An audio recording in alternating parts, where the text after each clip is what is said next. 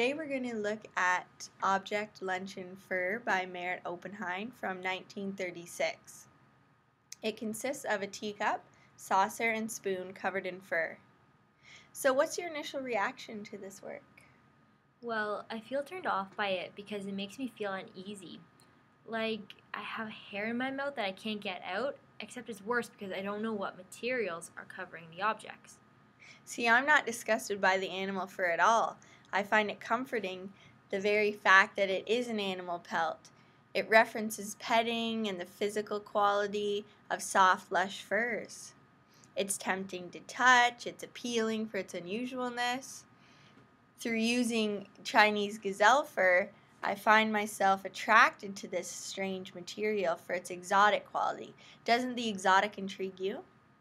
I still don't like the fur, but I'm compelled to know why it's being used because there seems to be a sense of desire. It reminds me of Henry Rousseau's The Dream in that both of these works seem to express a sort of sexual desire. What do you mean by that? Well, again, in comparison to The Dream, we associate the enchanted forest, the jungle, and wild species with the dream. It's in the title. We link otherworldly imagery with fantasy and what's erotic. Individuals fantasize about what's foreign because it's different from their own society. It embodies a fetish. So, the artist is adept at sublimation, which Freud believed is how we express forbidden desires. Sexual impulses stem from the id of the psyche, also known as the pleasure principle. The ego, also known as the reality principle, seeks to control those impulses. Sublimation involves the artist revealing their unconscious desires. So then through surrealism, the ego isn't suppressed by the unconscious desires. Exactly.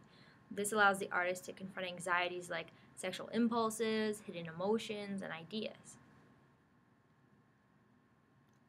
Remember, Freud says we have this instinct or unconscious desire for food and sex. It's our basic need.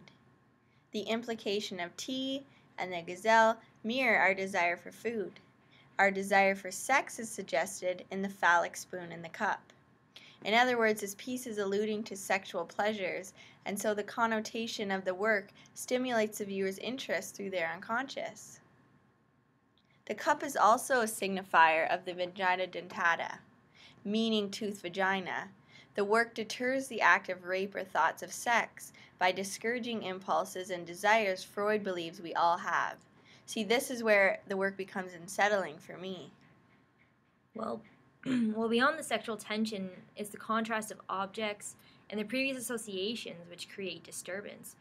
Like, for example, in looking at the material separately, the tableware symbolizes domesticity, civilized society, and the feminine. See, I view tea with this emotion of comfort, which has a soothing aspect. Although I only assume that it's fine china, I also associate it with this fine etiquette. It seems peculiar when associated with sexual deviance. But it makes sense because there's a stereotype of women in society, wearing expensive furs, like they have an unconscious fetish for the exotic or something. I find this idea of propriety spoiled with this sexual act of drinking. What do you mean by that? Well, the fur, in one sense, symbolizes pubic hair, and then drinking from the cup seems to represent the act of oral sex. Both the spoon and the cup also allude to intercourse. Well, we seem to look at this work as a dichotomy between what's socially acceptable and inner desire, a conflict within the psyche. I think the domestic objects are a symbol of the reality principle being overcome by the pleasure principle, which is symbolized by the fur.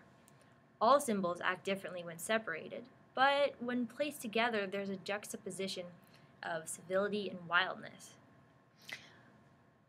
I wonder what it would be like if the piece was covered with rat hair, or even snakeskin instead of gazelle fur. Furthermore, what if the cup was a wine glass? One can see that the implications of the object and their former association is critical to the reading of Oppenheim's piece.